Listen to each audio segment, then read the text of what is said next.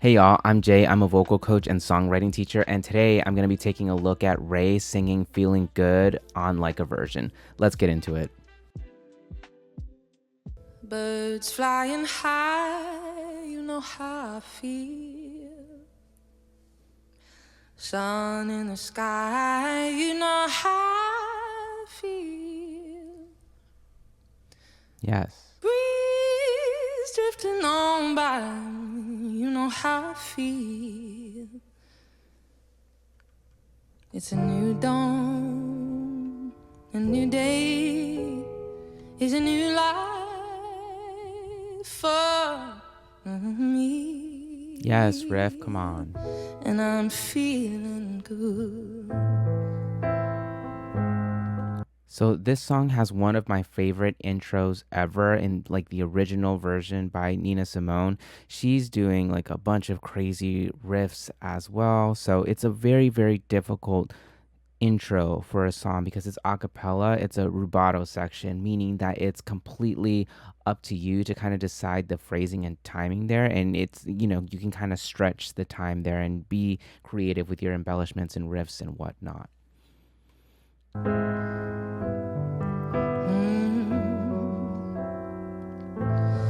Fish in the sea, you know how I feel. River running free, you know Okay. how I feel. Yes, that was cool. Blossom on a tree, you know how I feel. It's a new dawn, a new day, it's a new life for me, and I'm feeling good. Very cool. Yeah, I'm feeling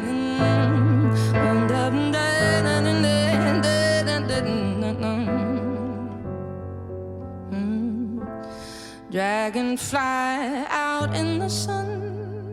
You know what I mean, don't you know? Butterflies all having fun. You know what I mean. Sleep in peace when day is done. That's what I mean.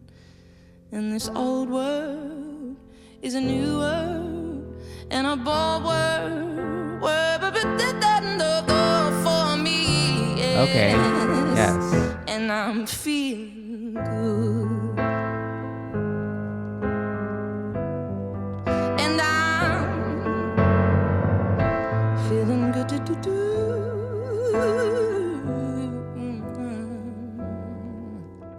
Her choice of riffs in this song are really unique. I've heard like quite a couple different versions of it. Like of course, obviously Nina Simone's. I've heard Michael Bublé's. I've heard Lauryn Hill's version of it as well, and I all love them. But I don't think that I've heard them doing quite the same type of riffs that she's doing as well. And also, I don't remember. I'd have to rewatch, but I don't know how much Michael and Lauren are scatting in their version of it. But that kind of seems to be like the choice that she's making here, which I think is really, really cool and unique, and also kind of speaks to her and her approach to music in general. Like she's very like rooted.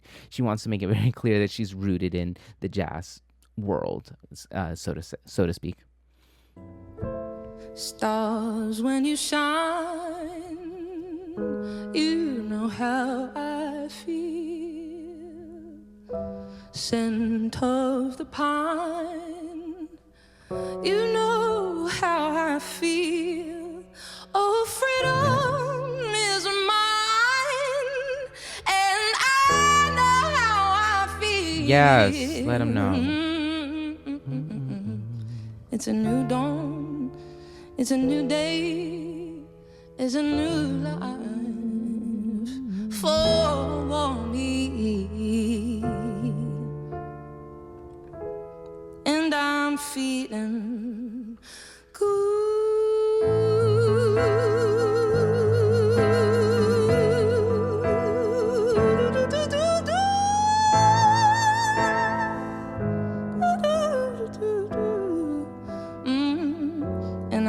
I'm feeling oh so good.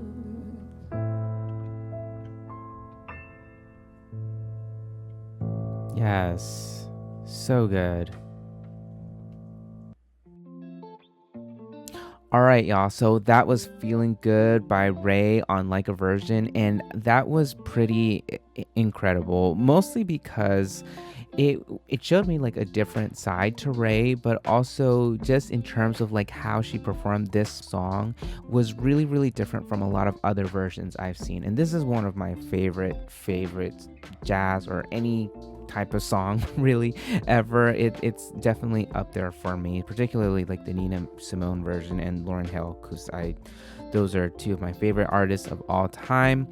And I was really impressed by her like creative choices with the riffs, because it really felt to me that they, even though that they were inspired by Nina Simone, it didn't feel like a direct copy. She took it in like a different direction, and she was also adding like a lot of scatting in between like the different sections of the songs too, kind of filling in and playing along with like the piano interludes that happened right before or after like the big verses, the sections of the song.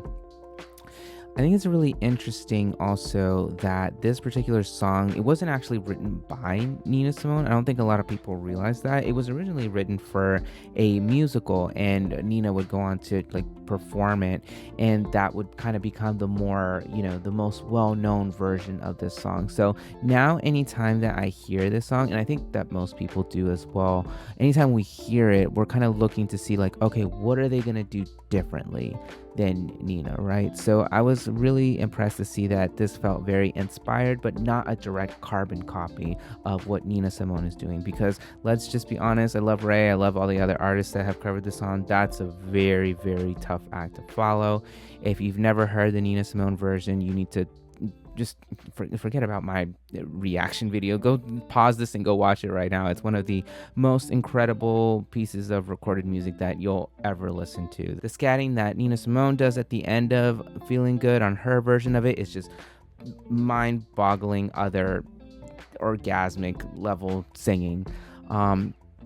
But I was very intrigued by and pleased by Ray's version also. It felt like a really, really good tribute to kind of Nina, but also just respectful towards the song itself. I feel like she kept the integrity of the song, and she didn't actually veer away too much from the structure and kind of how we've heard the song. Because this is kind of a song that you could take into multiple different directions if you really wanted to. In terms of the arrangement, I know that we're super used to hearing Ray with like this big band, and it's always like these intricate new arrangements, so you never really know what to expect from her. But if I'm being honest, in this case, it was actually really refreshing to just see her at the piano, because I really think that it is a difficult thing for an artist. Like you really get a good gauge for good artistry and a good artist when they can kind of captivate the audience with just them and like, an instrument, really just them at the mic, right? And I feel like she did a really good job of that. She did a good job of selling the story.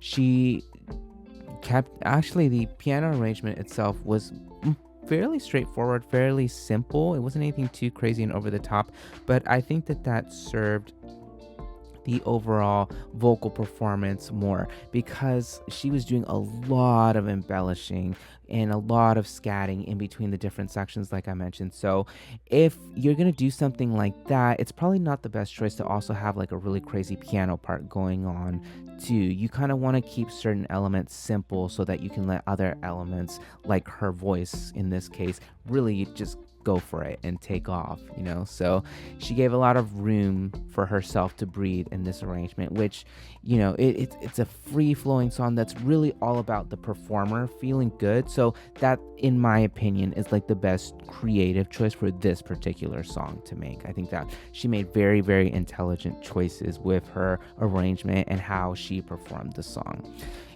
This is a song where I also feel like a lot of people might think like, oh, they're kind of overdoing the riffing or belting or embellishments or whatever, but I completely disagree with that. I think that's kind of the point of this song is this person is feeling so overwhelmed with this feeling that they're having this kind of resurgence that we want to hear all of that extra stuff in there. Throw it in there, throw in the kitchen sink too. This is one of those songs where I feel like you could really get away with a lot, and I feel like Ray understood the assignment. She really did her big one. All right, y'all. Thank you for watching. Hopefully, you enjoyed my reaction and analysis kind of breakdown of Ray's performance of Feeling Good on Like a Version. I really enjoyed that version of the song. And like I said, she's got some big shoes to fill there because I've heard some legends cover this song, but I think she did excellent and kept it simple and straightforward, but really took it and made it something special that was uniquely hers as well. So that was great. If you have any other suggestions for me or thoughts and comments about this performance itself, leave a comment down below, hit that like button, subscribe, all that great stuff too. Thanks.